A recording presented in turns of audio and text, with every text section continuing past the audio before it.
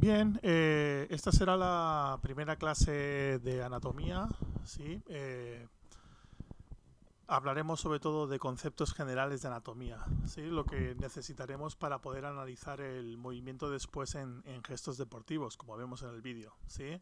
Para poder entender cuáles son los mecanismos donde producen una lesión o para poder trabajar la fuerza o cualquier gesto técnico, hay que entender un poquito cómo funciona el cuerpo, cómo funciona, digamos, biomecánicamente y sobre todo la anatomía. Entonces, vamos a empezar con la primera clase con conceptos generales y poco a poco iremos avanzando. El día que hagamos la clase práctica intentaremos aclarar algunos conceptos, algunas dudas que podáis tener sobre la anatomía. Bien, como información tenemos 206 huesos en el cuerpo humano que pueden interactuar entre ellos.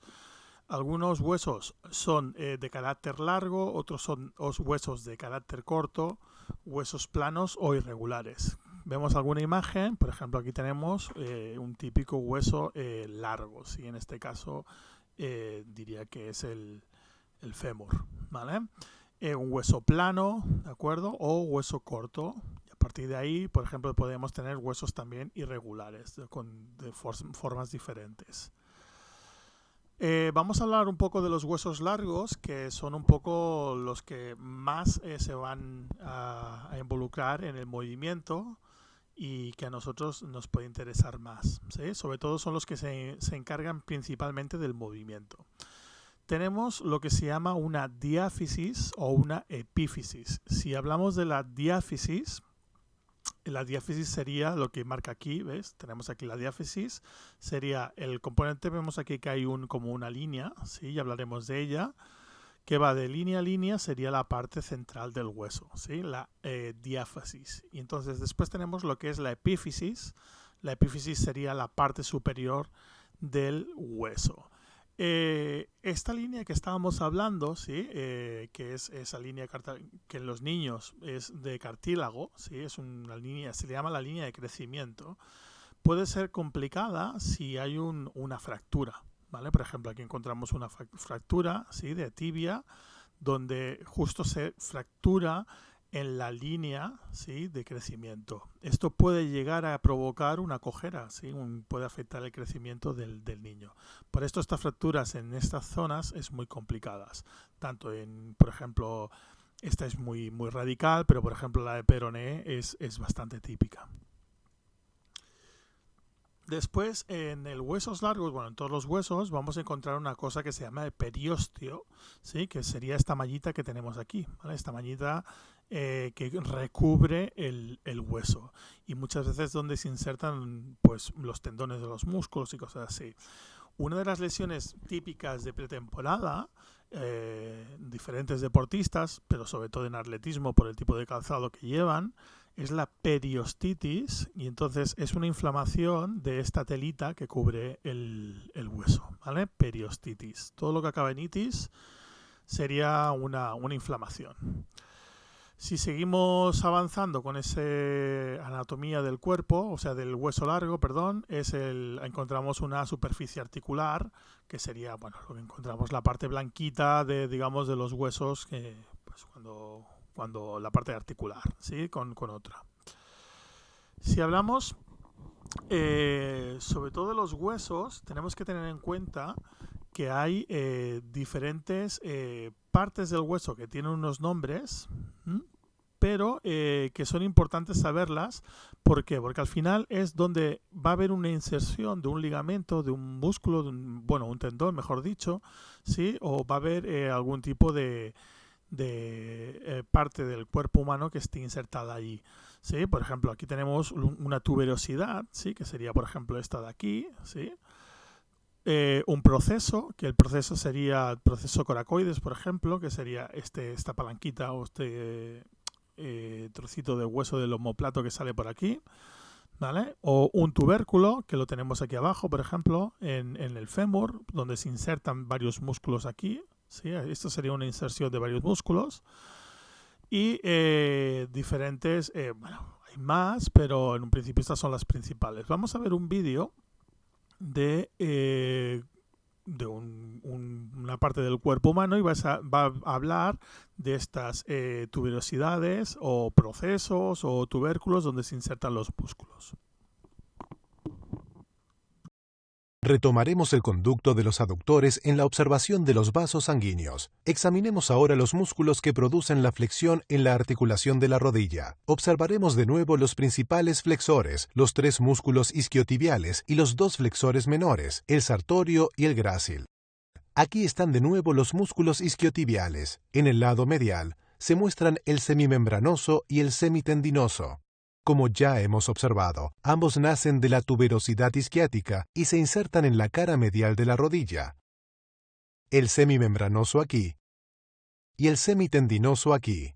En la parte lateral, aquí se encuentra el bíceps femoral. Tiene origen en la tuberosidad isquiática y el fémur, y se inserta aquí abajo, en la cabeza del peroné. Otra de las superficies típicas donde podemos encontrar inserciones de músculos o de ligamentos son tanto los cóndilos como los epicóndilos. ¿Sí? Son 2 de las típicas superficies articulares. Aquí vemos, por ejemplo, un epicóndilo, ¿sí? Y del fémur, y aquí vemos el cóndilo del fémur, ¿sí? El mismo sitio. Son 2 pequeñas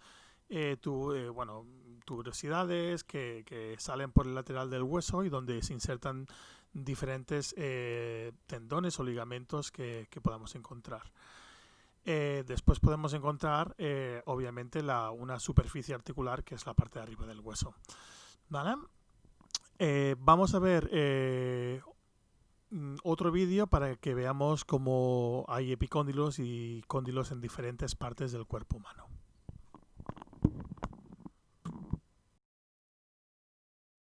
La articulación del codo y la articulación radioulnar proximal se consideran una sola articulación porque están contenidas en un espacio continuo. Por el contrario, las 2 articulaciones que examinaremos a continuación, la radioulnar distal y la del carpo, están físicamente separadas a pesar de estar muy próximas entre ellas. Por lo tanto, se estudiarán por separado. Para comprender la articulación radioulnar distal, deben revisarse los extremos distales del radio y de la ulna. La cabeza de la ulna tiene una superficie articular redondeada. Esta parte se articula con el radio. Y esta parte se articula con una estructura clave que veremos en un momento, el ligamento triangular. Este borde puntiagudo de la ulna se conoce como proceso estiloides del cúbito. El amplio extremo distal del radio tiene 2 superficies articulares. Esta grande se articula con la fila proximal de los huesos del carpo para formar la articulación del carpo. Esta superficie menor se articula con la ulna. Esta punta es el proceso estiloides del radio. Aquí se encuentra la articulación radioulnar distal con su cápsula intacta. Y aquí sin la cápsula. Se presenta ahora la estructura que las mantiene juntas, el ligamento triangular, también conocido como disco articular. Se une al radio aquí y al proceso estiloides de la ulna aquí. Cuando el extremo distal del radio rota por encima de la cabeza de la ulna, el proceso estiloides del cúbito aporta el punto de rotación.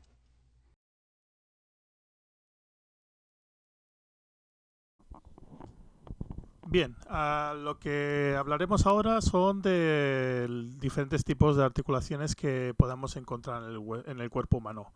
Pero antes de hablar del tipo de articulaciones, simplemente la definición de una articulación es la unión entre 2 huesos o más, ¿vale? Como vemos aquí, por ejemplo, tenemos 3 huesos que se unen en una articulación.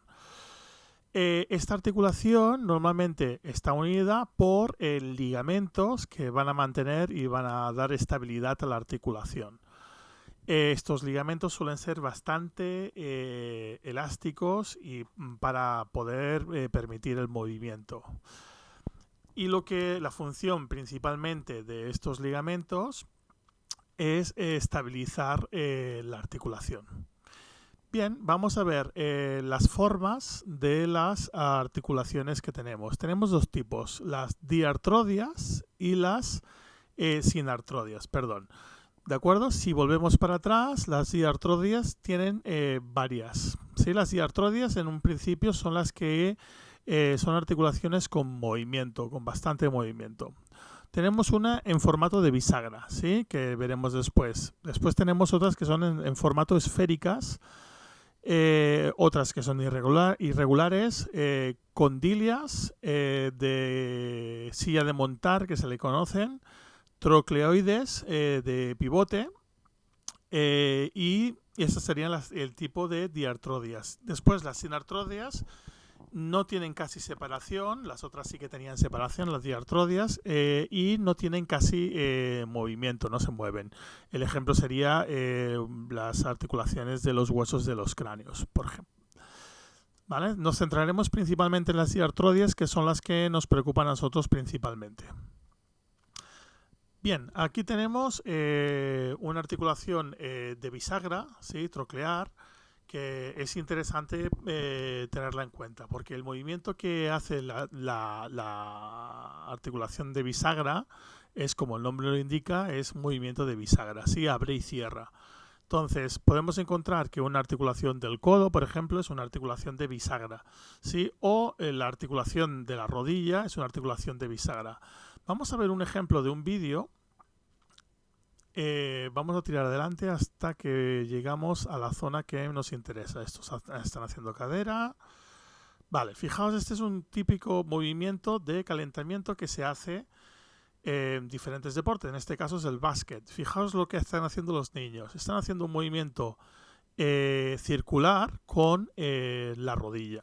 Entonces, para que entendáis un poco el tema de articulación. La articulación de la rodilla es una articulación de bisagra, es un movimiento de abrir y cerrar la rodilla. Después veremos que es una flexoextensión de la rodilla, ¿vale? Pero para que lo podáis entender es abrir y cerrar rodilla. En ningún momento la rodilla realiza otro movimiento que no sea abrir y cerrar, que es la bisagra. Entonces, por un lado diréis, hostia, ¿cómo es posible que estos niños pueden hacer este movimiento? Pues, pero un momento, volveremos al vídeo. Vale. Este movimiento de la rodilla. Tiramos un poquito más adelante.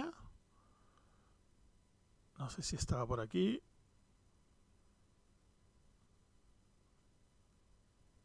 Vale, sí, aquí. Fijaos que al final este movimiento que realizan ellos de abrir y cerrar, o sea, de girar un lado y el otro, el movimiento nace de la cadera, ¿sí? El movimiento nace de la cadera. Pero además, al hacer este movimiento, lo que estamos haciendo, fijaos aquí, como la rodilla, ¿sí? Se va hacia un lado, ¿sí? Forma este ángulo, ¿sí? De aquí. Entonces, lo que hace, normalmente cuando tú haces este movimiento así, es un pinzamiento sobre el menisco. Entonces, lo más probable, haciendo este tipo de movimientos así circulares, lo que vas a provocar es una lesión a largo plazo, ¿sí? O sea, al momento no crearemos una lesión, pero si hacemos muchas veces este movimiento de pinzamiento de menisco, lo que podríamos provocar es una lesión. Bien. Otra de las articulaciones que tenemos son las enartrosis o esféricas, ¿sí? Esta sería, por ejemplo, la del hombro. Y aquí esta articulación es muy interesante porque es la articulación, concretamente la del hombro, que tiene más movimiento del cuerpo humano. Pero esa movilidad implica, además, que es la más inestable del cuerpo humano. Por lo tanto, también conlleva muchos problemas. Y es una zona que deberíamos fortalecer mucho por el tema de la estabilidad de la articulación del hombro. Ahora vamos a ver un vídeo sobre esta articulación. Observemos ahora la articulación del hombro. Para ello, necesitamos conocer la mitad superior del húmero. Aquí se muestra la cabeza del húmero. La superficie articular es la mitad de una esfera. En su cara anterior presenta una ranura bien marcada conocida como corredera bicipital, debido a que el tendón de la cabeza larga del bíceps la recorre. En el extremo proximal de la ranura se encuentran dos elevaciones, los tubérculos mayor y menor. Debido a que la corredera bicipital se encuentra entre ambos, también es conocida como surco intertubercular. Más abajo, en la cara lateral del húmero y casi en la mitad del hueso, hay una elevación, la tuberosidad deltoidea. Esta es la articulación del hombro o la articulación glenohumeral. Esta manga de tejido que envuelve la articulación es la cápsula articular, que no mantiene los huesos unidos al ser una estructura débil. En realidad, esta permite el movimiento. Las estructuras que mantienen unidos a los huesos son los músculos, como se verá después. Aquí observamos el tendón de uno de estos músculos. Ahora se revisarán los movimientos que pueden ocurrir en la articulación glenohumeral. Hacia adelante y hacia arriba se denomina flexión. El movimiento hacia abajo y hacia atrás se denomina extensión. El movimiento de separar la extremidad del tronco se denomina abducción. Y lo opuesto se denomina aducción. El movimiento que coloca la parte anterior del brazo hacia el cuerpo es la rotación medial. Y el que coloca la parte anterior del brazo fuera del cuerpo es la rotación lateral. Lo que veremos ahora es la articulación condilia. La articulación condilia, es una articulación donde hay una parte convexa con una parte cóncava que se articulan, ¿sí? Podríamos ver pues, la articulación del codo, el radio con el húmero, cómo se articulan. Esta es la parte, digamos, cóncava y esta es la parte convexa. Vamos a ver un pequeño vídeo de una articulación de este tipo.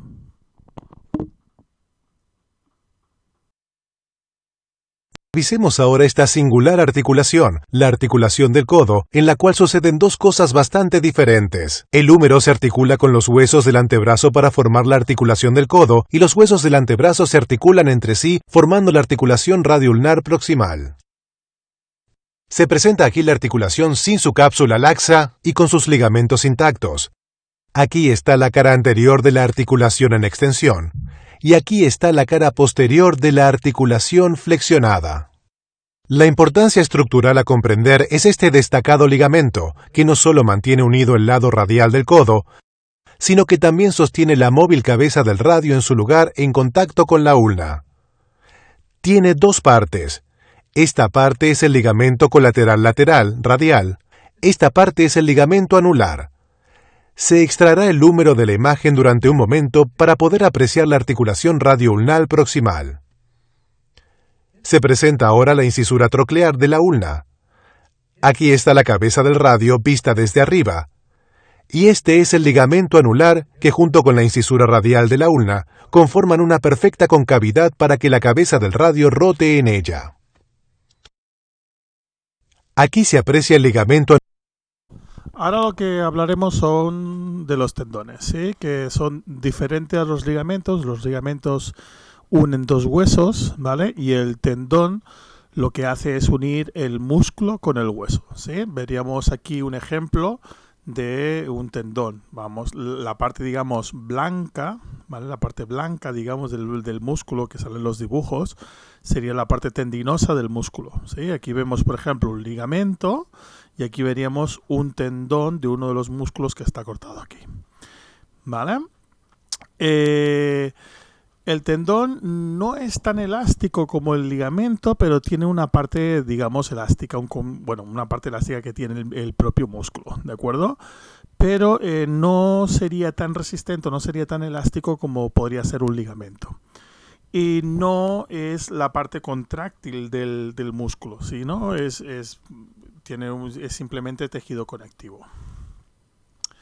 Bien, cuando hablamos de tendones de origen y de inserción, ¿sí? Los tendones de origen son aquellos que están cerca de lo que sería el tronco, ¿sí? Si en este caso, que es el brazo, esos son tendones de origen porque están cerca de lo que sería el tronco. En cambio, el tendón de inserción, la inserción del tendón, o del músculo mejor dicho, ¿sí? Origen del músculo e inserción del músculo, es la parte más lejana del músculo. Si hablamos anatómicamente, tendríamos la parte proximal del músculo, es donde está el origen, ¿vale? Y la parte distal del músculo es donde está la inserción del músculo, ¿sí? Proximal es cerca del tronco, la misma historia, y distal es lejos del tronco, ¿vale? Entonces, inserción sería lejos del tronco y origen cerca del tronco. Vamos más allá. Bueno, esto es lo que acabo de explicar, origen e inserción. Ahora lo que hablaremos es de la estructura muscular. Y aquí vamos a ir poco a poco, ¿sí? Porque para que entendáis varios conceptos del músculo. Primero tenéis que entender que el músculo tiene mucho tejido conectivo, mucho tejido elástico. Veremos algunos ejemplos para que lo entendáis. Hablamos del epimisio, perimisio y endomisio. ¿Dónde están estos concretamente? Primero vamos a entender que el componente elástico del músculo es muy grande y va a condicionar mucho el tipo de trabajo de entrenamiento que vamos a hacer, el tipo de movimientos.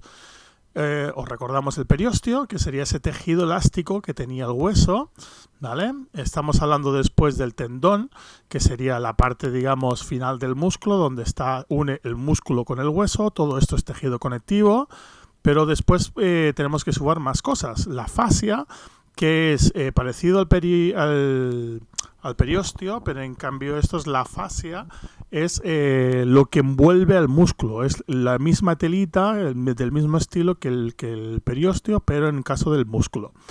En este caso, pues si hay una lesión del periósteo era periostitis, ¿sí? Una inflamación, y entonces aquí se llama fascitis, ¿sí? Fascitis plantar sería una inflamación de la parte, digamos, la tela esta que envuelve el músculo de la parte plantar, ¿sí?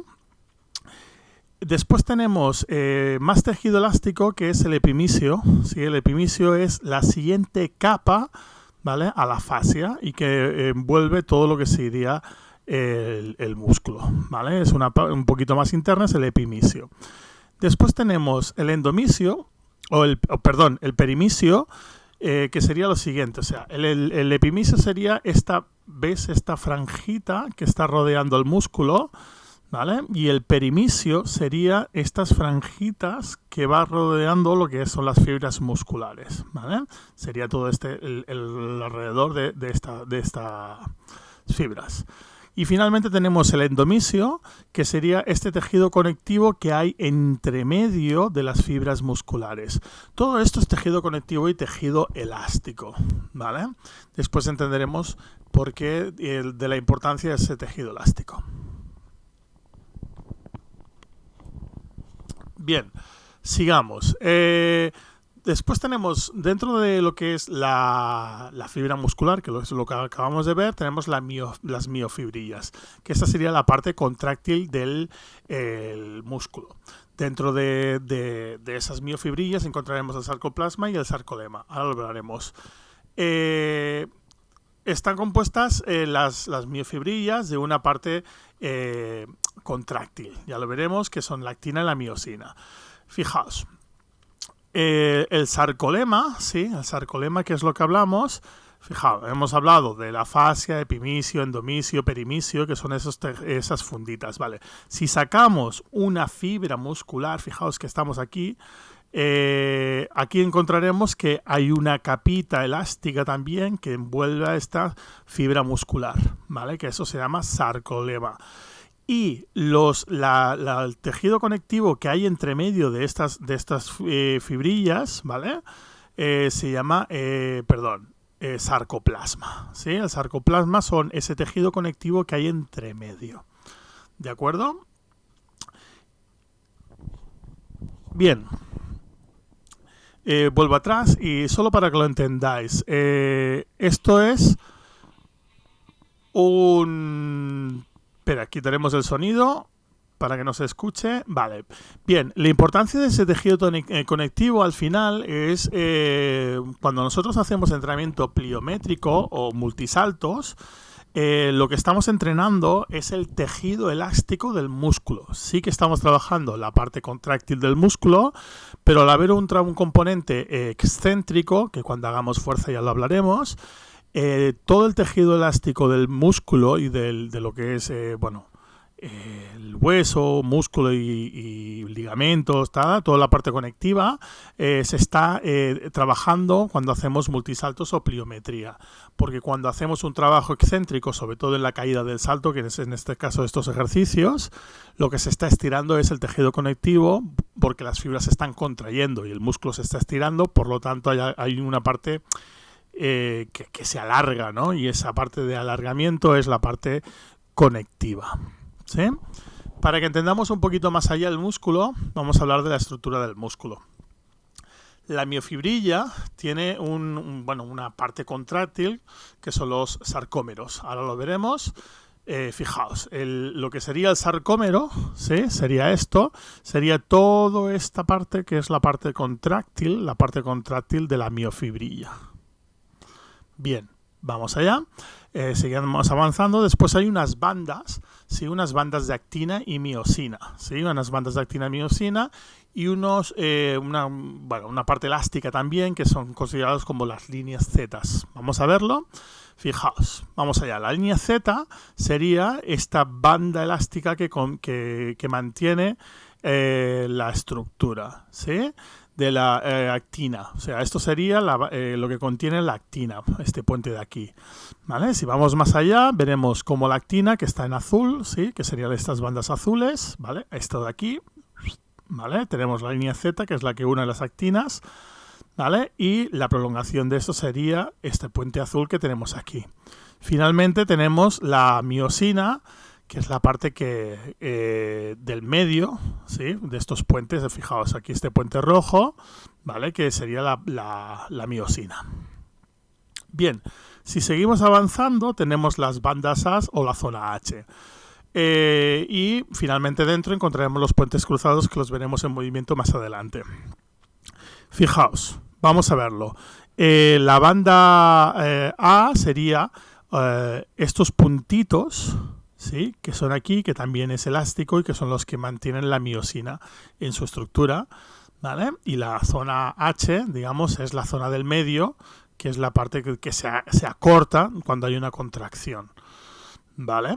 Vamos a ver cómo funciona esta parte contráctil. Fijaos, aquí las vemos en acción, vemos cómo esas bandas se acortan y entonces los puentes cruzados, ¿sí? Vamos a pararlo un momento aquí, son estos que están trabajando. Esto es un puente cruzado, que es lo que hablábamos anteriormente. Aquí tenemos la actina, aquí tenemos la miosina, ¿vale? Y esa parte contráctil lo que hacen es avanzar la actina hacia un lado y la miosina hacia el otro, esa parte contráctil.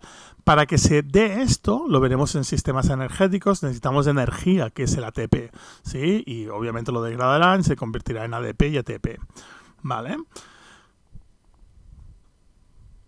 Bien, si seguimos hablando de lo que es cómo funciona la contracción necesita de un estímulo, ¿vale? En este caso un estímulo eléctrico. Esto será un proceso químico que más adelante, si alguien está interesado en bioquímica, pues lo puede ver. Pero ese estímulo eléctrico lo que hace es enviar la señal para que haya la contracción. Y para que se pueda producir la contracción hemos visto que necesitamos ATP, pero también necesitamos calcio, ¿sí? Por eso a veces las bebidas estas energéticas que tienen pues sodio y calcio para la contracción. Y esto sería más bien cómo funciona la contracción del músculo. Ya para acabar, digamos, esta primera parte de clases de anatomía, ¿sí? Vamos a hablar de el tipo de fibras musculares que vamos a encontrar. Simplemente lo comento así rápido, que son las fibras rápidas y las fibras lentas. Las fibras rápidas, ¿sí? Son, como tal cual, son las que permiten los movimientos rápidos y explosivos. Y tienen un color más o menos claro porque tienen muy poca irrigación sanguínea. En cambio, las fibras lentas son más bien rojas y tienen un color rojizo porque están muy irrigadas a nivel de sangre. En esta podremos hablar, si investigáis, encontraréis fibras de tipo 1 y de tipo 2, ¿vale? Y dentro de las fibras pues habrá diferentes tipos de fibras. Normalmente se comenta que las investigaciones dicen que se nace con un tipo de fibras y no se pueden cambiar. Bueno, se han encontrado algunas investigaciones que al parecer algún tipo de fibras sí que se pueden cambiar y por eso es que algunas fibras de tipo 1B, tipo 2, la que sea, pueden ir cambiando a fibras rápidas o a fibras lentas. Pero bueno, es una investigación entre otras y es un tema bastante controvertido. Y hasta aquí es la primera parte introductoria, sobre todo, de lo que sería la anatomía. Un poco hemos hablado de tipo de articulaciones, un poco. Y ahora la segunda clase o la segunda parte de anatomía hablaremos de anatomía pura y dura, ¿sí? Hablaremos de ejes, de planos, de musculatura, bueno, etcétera. La siguiente clase nos vemos.